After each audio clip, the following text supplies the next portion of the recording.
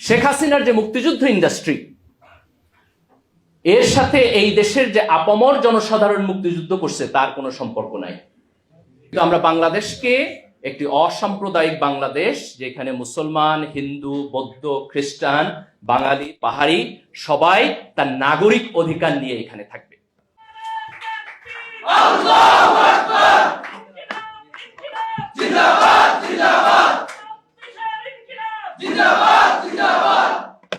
আসসালামু আলাইকুম ওয়া রাহমাতুল্লাহি ওয়া বারাকাতুহু। আমি অনেকদিন বক্তৃতা দিই না, লম্বা দিন, ফ্যাসিবাদের পরে নতুন করে বক্তৃতা। আমি হাসনাতকে দিয়ে শুরু করি। ঢাকা বিশ্ববিদ্যালয়ের যে শিক্ষক সমিতি ক্লাউন, তাদের যে আপা, তাদের যে প্রধানমন্ত্রী এখনো সাবেক বলে মনে করেন না, উনি কোথায় কোথায়? বাংলাদেশে শ্বশুর বাড়ি? ভিসা নিয়ে গেছেন? পলাইছেন? তো উনি যদি বাংলাদেশের মুক্তিযুদ্ধের সত্যিকারের চেতনার অনুসারী হইতেন, তাহলে রাজনৈতিকভাবে পরাজয়ের পরও কোথায় থাকতেন? বাংলাদেশে। আজকে ওনার যে বাংলাদেশে থাকার মতো নৈতিক সাহস হইল না, এর মানে হইল এই যে গত 15 বছরের ফ্যাসিবাদী শাসন, এটি মূলত আমাদের দেশে ভারতীয় আধিপত্যবাদ ছিল। আজকে সবাইকে বিজয় দিবসের শুভেচ্ছা। ভারতীয় আধিপত্যবাদ মুক্ত, শোষণ মুক্ত, স্বাধীন বাংলাদেশে। কার বিজয় দিবস? বাংলাদেশের না ভারতের? মুক্তিযুদ্ধ কারা করছে, আমরা না ভারত? 24-এর বিপ্লব কি আমেরিকা করে দিয়ে গেছে না আমাদের তরুণ প্রজন্ম করছে? 24-এর বিপ্লব আমাদের তরুণ প্রজন্ম করেছে। 1971 সালের মুক্তিযুদ্ধ এই দেশের আপামর জনসাধারণ করেছে। আমাদের মুক্তিযুদ্ধ ভারতের না, আমাদের বিপ্লব আমেরিকান না, ইনশাআল্লাহ। সম্মানিত ভাইরা, আজকে আমি আল্লাহ সুবহানাহু ওয়া তাআলার কাছে শুকরিয়া জ্ঞাপন করছি যে বাংলাদেশে এমন একটি রাজনৈতিক পরিস্থিতি তৈরি হয়েছে যেখানে এই দেশের মানুষ স্বাধীনভাবে, মুক্তভাবে তার মতামত প্রকাশ করতে পারছে, কথা বলতে পারছে এবং তার গণতান্ত্রিক অধিকার চর্চা করতে পারছে। আমাদের এরকম একটা বাংলাদেশ স্বপ্ন ছিল। আমি যখন ঢাকা বিশ্ববিদ্যালয়ের ছাত্র ছিলাম, তখন আমাদের এখানে গণতান্ত্রিক প্রক্রিয়া ছিল। আমরা স্বপ্ন দেখতাম যে গণতান্ত্রিক প্রক্রিয়ার মধ্য দিয়ে বাংলাদেশ এগিয়ে যাবে, কিন্তু দুঃখজনকভাবে আমরা সেই গণতন্ত্র থেকে একটি ফ্যাসিবাদের মধ্যে গিয়েছি। আজকে এই দেশের তরুণ প্রজন্মের নেতৃত্বে আমরা সেই ফ্যাসিবাদ উত্তরণ করেছি। 2000 এই ইলেকশনের আগের ইলেকশন, 2018 ইলেকশন, রাইট? 2018 ইলেকশনের পরে যখন আওয়ামী লীগের সরকার টিকে গেল, তখন এটা আমাদের গভীর আলোচনার বিষয় আসলো যে কিভাবে একটা অগণতান্ত্রিক সরকার একের পর এক নির্বাচন করে এই দেশে। আমাদের আলাপ আলোচনার মধ্যে আসলো যে বাংলাদেশে তাদের চুরি ডাকাতির মধ্য দিয়া যদি একটি গভীর অর্থনৈতিক সংকট তৈরি না হবে না, এবং এই অর্থনৈতিক সংকট না হওয়ার কারণ হচ্ছে, আপনারা দেখছেন হাজার হাজার কোটি টাকা চুরি করেছে, কিন্তু তারপরে এখানে অর্থনৈতিক সংকট ওই পরিমাণ প্রকট হয় নাই। একটা কারণ হলো যে আমাদের জনসংখ্যার একটা ডিভিডেন্ড ছিল।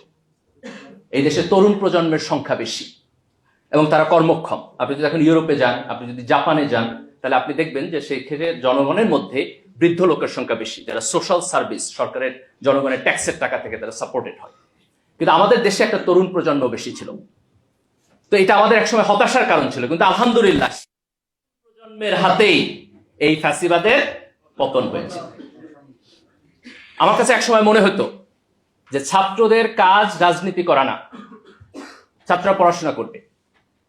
রাস্তায় গিয়ে তারা যে আন্দোলন করে, সংগ্রাম করে, এটা হচ্ছে আমাদের রাজনৈতিক ব্যবস্থা সঠিকভাবে কাজ করে না বলে।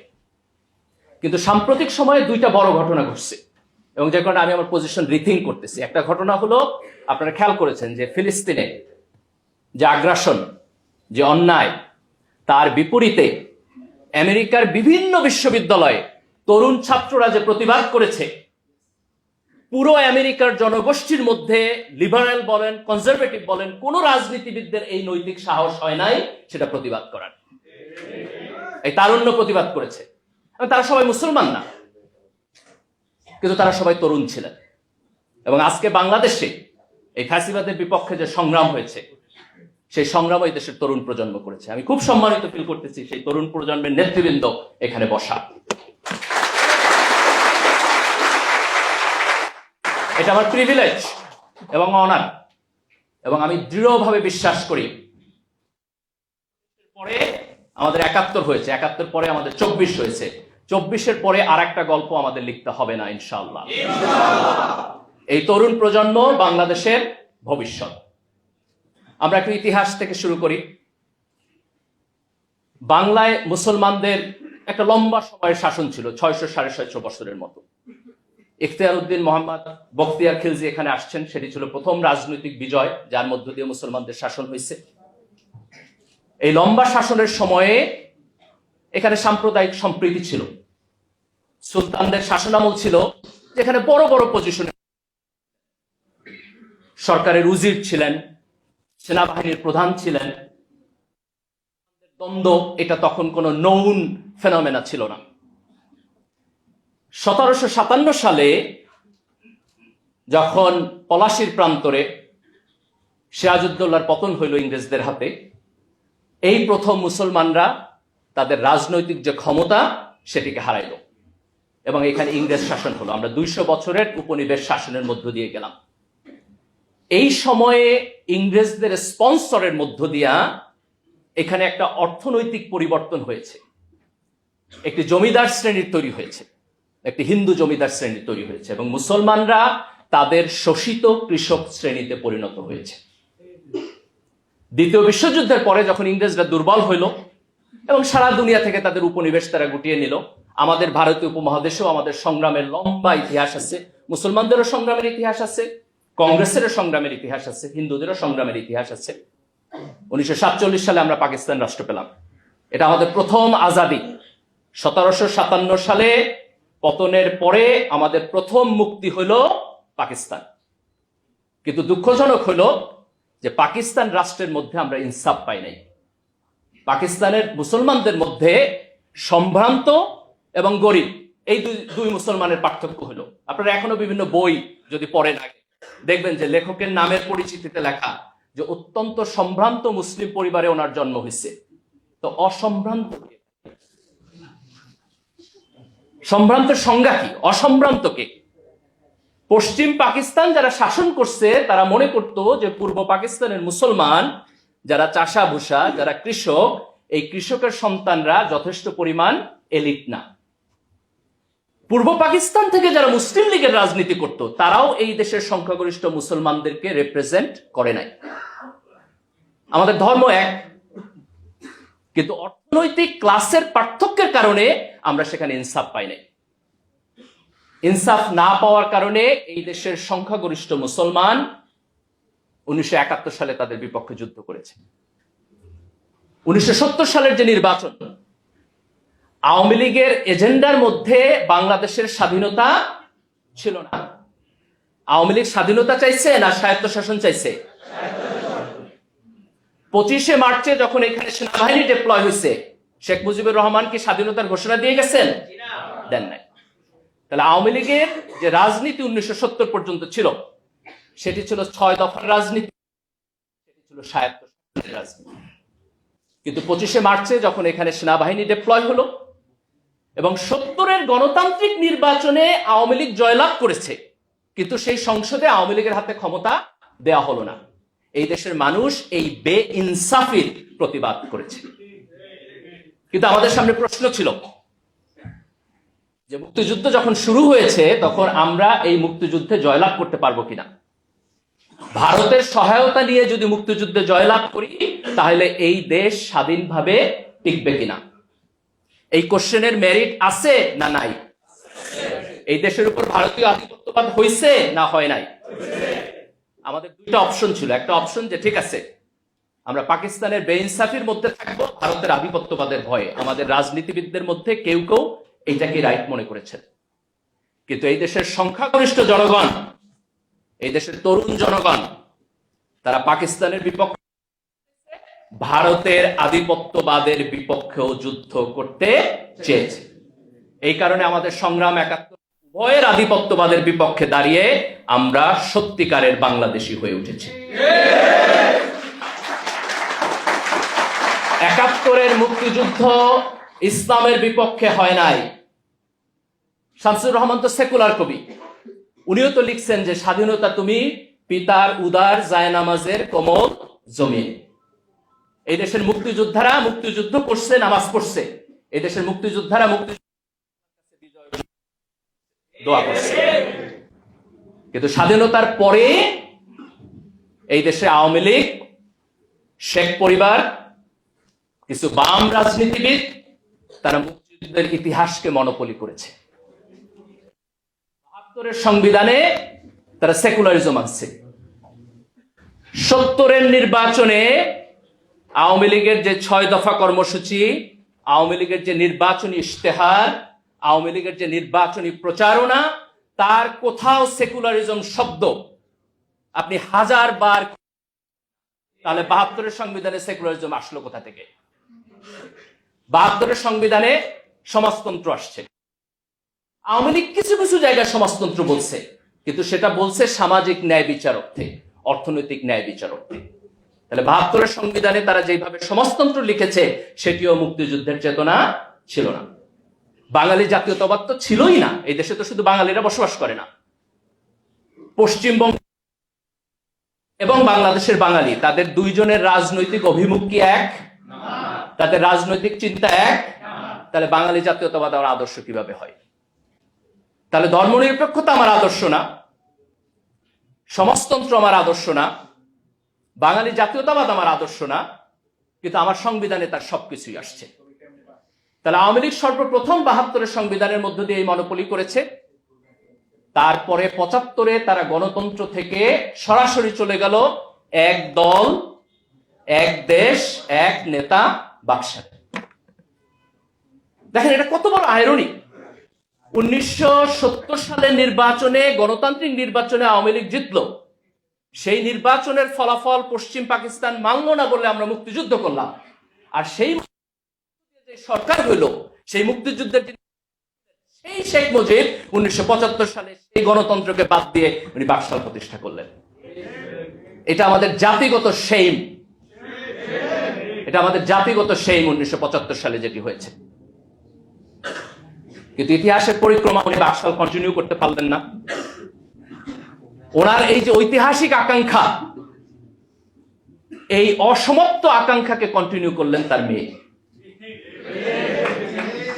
আমার একটা আফসোস যে শেখ মুজিবুর রহমানের প্রতি ৭৫-এর যে বাকশাল, এটার কারণে ওনার সমালোচনা আছে, কিন্তু ওনার প্রতি আমার শ্রদ্ধাও আছে। উনি মুক্তিযুদ্ধের নেতৃত্ব দিচ্ছেন। উনি যদি বাকশাল করে এই দেশ ১০ বছর শাসন করতেন, তাও আমার একটু আফসোস কম থাকতো যে না, ওনার একটা ক্রেডিট আছে। কিন্তু ওনার মেয়ে এসে এই দেশে ১৫ বছর ফ্যাসিবাদ কেন করে? ওনার তো কোনো কন্ট্রিবিউশন নেই। মুক্তিযুদ্ধের সময় শেখ হাসিনা কই ছিলেন? ওনার তো কন্ট্রিবিউশন নাই। কিন্তু উনি এই দেশে ১৫ বছরের ফ্যাসিবাদী শাসন করলেন। এবং আওয়ামী লীগের এই ফ্যাসিবাদী শাসনের পিছনে সবচেয়ে বড় যে জিনিসটা ওনারা ব্যবহার করলেন সেটি হলো মুক্তিযুদ্ধের চেতনা ইন্ডাস্ট্রি। ১৯৭১ সালের মুক্তিযুদ্ধ হয়েছে ৭০-এর নির্বাচনের গণতন্ত্র না মানার কারণে। তাহলে মুক্তিযুদ্ধের বড় কোনো চেতনা আছে? হাসিনা যে ৩টা ইলেকশন চুরি করলেন, এটা কেমন করে মুক্তিযুদ্ধের চেতনা হয়? আপনি ১৯৭০ সালের নির্বাচনে শেখ মুজিবের বক্তব্য পড়েন, আর গত ১৬ বছরে শেখ হাসিনা হাজার হাজার কোটি টাকা এই দেশ থেকে চুরি করছে। এই চুরি করার নাম কিভাবে মুক্তিযুদ্ধের চেতনা হয়? যদি দেশের টাকা চুরি করে বিদেশে পাঠানো মুক্তিযুদ্ধের চেতনা হয়, যদি গণতান্ত্রিক নির্বাচনকে করাপ্ট করে একটি একনায়কতান্ত্রিক সরকার ব্যবস্থা ডেভেলপ করা হচ্ছে মুক্তিযুদ্ধের চেতনা, সেই মুক্তিযুদ্ধের চেতনার আমার প্রয়োজন নেই। আমরা ২৪-এর এই বিপ্লবের মধ্য দিয়ে এই দেশের তরুণ প্রজন্ম যেটি অর্জন করেছে সেটি হলো যে ফ্যাসিবাদ এই দেশে টিকবে না। আমাদের গর্ব করা উচিত। আপনি আজকে মিডল ইস্টে তাকায় দেখেন, এক একটা দেশে ৫০ বছরের একনায়ক চলতেছে, কিন্তু আমাদের দেশে শেখ হাসিনা একটা লম্বা সময় থাকছে, কিন্তু ১৫ বছর পরে আমরা তাদেরকে বিদায় করেছি। তারা থাকতে পারে নাই। আমরা গণতান্ত্রিক সরকার ব্যবস্থায় করেছি এবং ইনশাআল্লাহ এই গণতন্ত্রকে আমরা সামনের দিকে এগিয়ে নিয়ে যাব। শেখ হাসিনার যে মুক্তিযুদ্ধ ইন্ডাস্ট্রি, এর সাথে এই দেশের যে আপামর জনসাধারণ মুক্তিযুদ্ধ করছে তার কোনো সম্পর্ক নাই। মুক্তিযুদ্ধের যে সত্যিকারের চেতনা তার কোনো সম্পর্ক নাই। মুক্তিযুদ্ধের চেতনা হলো আপনি সৎ থাকবেন, মুক্তিযুদ্ধের চেতনা হলো আপনি গণতন্ত্র মানবেন, মুক্তিযুদ্ধের চেতনা হলো আপনি সরকারে যাবেন কিন্তু ভোটে যদি হারেন ভদ্রলোকের মতো ক্ষমতা ছেড়ে দিবেন। মুক্তিযুদ্ধের চেতনা হলো আপনি আপনার সন্তানকে যখন বিশ্ববিদ্যালয়ে পাঠাবেন সেখানে নোংরা ছাত্র রাজনীতি থাকবে না, সিট পলিটিক্স থাকবে না, একজনকে আপনি শারীরিকভাবে নির্যাতন করতে পারবেন না, একজন ছাত্রকে আপনি বুলিং করতে পারবেন না।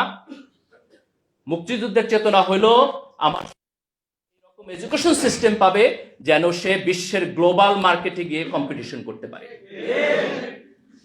24-এর বিপ্লবের যে চেতনা সেটি মূলত মুক্তিযুদ্ধকে আওয়ামী লীগের যে দলীয়করণ এবং চেতনা ইন্ডাস্ট্রি তার থেকে মুক্তি দিয়ে এই দেশের জনসাধারণের কাছে ফিরিয়ে দিয়ে গেছে। 24 এবং 71-এর মধ্যে কোনো কনফ্লিক্ট নাই। যারা 24-এর চেতনার সাথে 71-এর কনফ্লিক্ট অনুভব করেন তারা মূলত অগণতান্ত্রিক শক্তি, তারা ফ্যাসিবাদী শক্তি, তারা মুক্তিযুদ্ধের চেতনা বিক্রি করতে চায় এবং এই দেশে তাদের মুক্তিযুদ্ধের চেতনার $1 মিলিয়ন ইন্ডাস্ট্রি আছে।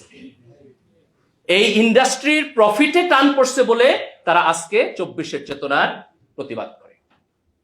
কিন্তু এই দেশের আপামর জনসাধারণ যারা 1947 চায় নাই, 1971 সালে যারা পাকিস্তানের সাথে থাকতে চায় নাই এবং 2024 সালে যারা একটা ফ্যাসিবাদী সিস্টেমের মধ্যে থাকতে চায় নাই, এই সকল চেতনার মধ্যে কোনো কন্ট্রাডিকশন নাই, কোনো কনফ্লিক্ট নাই। আমরা একটি সুস্থ, সুন্দর, গণতান্ত্রিক, মানবিক এবং ইনসাফপূর্ণ সমাজ এখানে চাই এবং আজকের তরুণ প্রজন্ম তার নিজের বুকের রক্ত দিয়ে, সাহস দিয়ে যে রাজনৈতিক আন্দোলন এবং সংগ্রাম এবং গণ অভ্যুত্থানের মধ্য দিয়ে এটি তৈরি করেছে, আমরা বিশ্বাস করি যে আগামী দিনে বাংলাদেশ এই অক্ষপথে থাকবে, এই কক্ষপথ থেকে বাংলাদেশ বিচ্যুত হবে না ইনশাআল্লাহ। এবং তরুণদের এই ভূমিকা পালন করতে হবে। রাজনীতিতে কোনো ফ্রি ব্রেড অ্যান্ড বাটার নাই। আপনি যদি নাগরিক হিসাবে আপনার অধিকারের পক্ষে না দাঁড়ান, আপনি যদি নাগরিক হিসাবে আপনার ভয়েস রেজ না করেন, আপনি যদি নাগরিক হিসাবে আপনার রাজনৈতিক ভূমিকা পালন না করেন, তাইলে পরে রাজনৈতিক সিস্টেম নিজে নিজে ভালো হয়ে আপনাকে আপনার নাগরিক অধিকার দিবে না। কাজে আগামী দিনে আমাদেরকে সতর্ক থাকতে হবে এবং নিজের রাজনৈতিক অধিকারকে খুব স্পষ্টভাবে গণতান্ত্রিক প্রক্রিয়ার মধ্য দিয়ে আমাদের রিপ্রেজেন্টেশন নিশ্চিত করতে হবে। আগামী নির্বাচন আমরা আশা করতেছি সুষ্ঠু হবে। তরুণ প্রজন্মের দায়িত্ব হলো সৎ, দেশপ্রেমিক এবং যোগ্য ব্যক্তিকে ভোট দেওয়া। মার্কা দেখে ভোট দেওয়ার দিন বাংলাদেশে শেষ হওয়া উচিত। আপনি কলা গাছ দাঁড় করায় দিবেন আর আমি ভোট দিব, আমার এই এলিজেন্সের মধ্য দিয়ে এই দেশের রাজনৈতিক ইত্রামি চলবে। আমি যদি সত্যিকার অর্থে চাই যে রাজনীতি পরিশুদ্ধ হোক, তাহলে আমার দায়িত্ব হচ্ছে সৎ লোককে, যোগ্য লোককে, যেই দলের হোক, সে যদি বাংলাদেশপন্থী হয়। সে যদি ভারতপন্থী হয় তাহলে হাসনাতের ভাষা হলো মাইনরিটি, কিন্তু সে যদি বাংলাদেশপন্থী হয় তাহলে আমার দায়িত্ব হচ্ছে সৎ এবং যোগ্য ব্যক্তিকে ভোট দেওয়া। বাঙালি মুসলমানের সেই ইতিহাসে হিন্দুদের সাথে আমাদের কনফ্লিক্টের ইতিহাস আছে। ব্রিটিশদের সময়ে এখানে আমরা হিন্দু জমিদারদের হাতে এই দেশের সংখ্যাগরিষ্ঠ মুসলমান নির্যাতিত হয়েছে, কিন্তু তার মানে এই না যে 1971 সালে যখন আমাদের রাষ্ট্র, এই রাষ্ট্রের মধ্যে যারা বসবাস করে আজকের সেই হিন্দুরা সেই 1757-1857 সালের হিন্দুদের রিপ্রেজেন্টেটিভ না। আজকে যখন এই বাংলাদেশ স্বাধীন হয়েছে, আজকে বাংলাদেশের যে কোনো নাগরিক সে যদি বাংলাদেশ রাষ্ট্রের স্বার্থের পক্ষে থাকে তাহলে সে আমার ভাই, সে আমার বন্ধু, সে আমার ফেলো সিটিজেন। আমি তার অধিকারের পক্ষে দাঁড়াবো, সে আমার অধিকারের পক্ষে দাঁড়াবে। ধর্মের ভিত্তিতে, জাতীয়তার ভিত্তিতে, এথনিসিটির ভিত্তিতে আমরা এইখানে কোনো মেজরিটি মাইনরিটি ভাগাভাগি করতে চাই না। আমরা খুব স্পষ্টভাবে এটা বলতে চাই যে আমাদের ইসলামী মূল্যবোধের প্রতি গভীর শ্রদ্ধা আছে, কিন্তু আমরা সাম্প্রদায়িক না। আমাদের ইসলামিক মূল্যবোধের প্রতি গভীর শ্রদ্ধা আছে। আমরা এই দেশকে এমন ভাবে তৈরি করতে চাই ধর্মীয় মূল্যবোধ থাকবে, মানুষের মোরালিটি তার ধর্মের আন্ডারস্ট্যান্ডিং থেকে আসবে, কিন্তু ধর্মীয় হানাহানি থাকবে না। এখানে সাম্প্রদায়িক সম্প্রীতি থাকবে। আমাদের সেকুলারিজমের প্রয়োজন নাই। যেই সেকুলারিজম ইসলামোফোবিয়া তৈরি করে, সেই সেকুলারিজম আমরা বাংলাদেশে চাই না। আজকে এখানে ঢাকা বিশ্ববিদ্যালয়ের ছাত্র যারা আছেন তাদের অভিজ্ঞতা আছে। আপনি যদি মাদ্রাসার ছাত্র হন, মাদ্রাসা থেকে পড়ে আসেন, আলিম করে আসেন, তাহলে আপনি বিশ্ববিদ্যালয়ে এসে ডিসক্রিমিনেশনের শিকার হন। যুদ্ধ করে নাই যে আবার দাড়ি থাকলে, টুপি থাকলে আমি বিশ্ববিদ্যালয়ে এসে ডিসক্রিমিনেশনের শিকার হব। আমাদের বিশ্ববিদ্যালয়ে কিছু কুলাঙ্গার শিক্ষক আছে, বলে ঢাকা বিশ্ববিদ্যালয় মাদ্রাসা হয়ে গেছে। তো সুবহানাল্লাহ, আলহামদুলিল্লাহ, হইলে তো ভালো হয়েছে। তারা বিশ্ববিদ্যালয়ের ভর্তি পরীক্ষায় মাদ্রাসা থেকে আসলে তারা বলে যে ছাত্রকে নেওয়া হবে না। কি হয়েছে? সে মাদ্রাসায় পড়ে আসে নাই, হয় ইংরেজি ভালো পড়ে না, ইত্যাদি। আরে ভাই, তুমি তো ভর্তি পরীক্ষা নিতেছো। সে যদি ইনকম্পিটেন্ট হয় তাহলে তো তোমার ভর্তি পরীক্ষাই ফেল করবে। সে যদি ভর্তি পরীক্ষায় পাশ করেই আসে তাহলে তার যোগ্যতা নিয়ে তো তোমার প্রশ্ন করার কোনো প্রয়োজন নেই। আমরা এমন একটা বিশ্ববিদ্যালয় চাই যেখানে বাঙালি মুসলমান কৃষকের সন্তানরা, আমরা মনে করি ঢাকা বিশ্ববিদ্যালয়ের যে সমস্ত সাবজেক্ট ইভেন কওমি মাদ্রাসার সিলেবাসের সাথে মিলে, তাদেরকেও বিশ্ববিদ্যালয়ে ভর্তির সুযোগ দেওয়া উচিত। আপনি তার সিলেবাস দেখেন, আপনার যদি প্রি রিকোয়ারমেন্টে ঘাটতি থাকে তাহলে সে সাজেস্ট করবে আপনার 2টা কোর্স বেশি নিতে হবে, আপনার 4টা কোর্স বেশি নিতে হবে। আপনি বিদেশি বিশ্ববিদ্যালয়ে যান, আপনি ডিসক্রিমিনেশনের শিকার হবেন না।